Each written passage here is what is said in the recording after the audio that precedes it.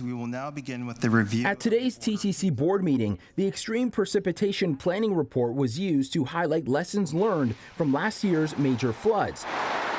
Like the station shutdowns and commuter chaos many riders still remember. It also points to future risks and says collaboration with the city is key, but the biggest challenge, funding. I think in the report it states every dollar spent prevents $13 or $14 in potential damage from climate change. So I think everybody recognizes that this is coming. We all saw what happened last summer when the stations were flooded due to extreme rain.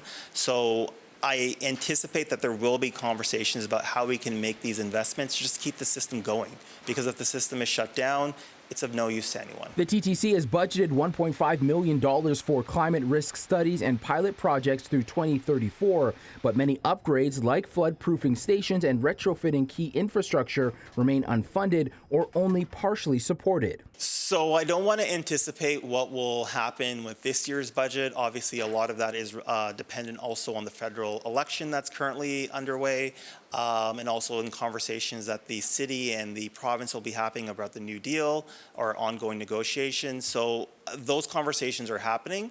So I don't want to give an answer right now. I can say, however, that just identifying the issues, what are the specific actions that need to be implemented, or is the first step in terms of coming up with a plan in terms of what are we actually asking for, what do we need in order to keep the function, in order to keep the system moving.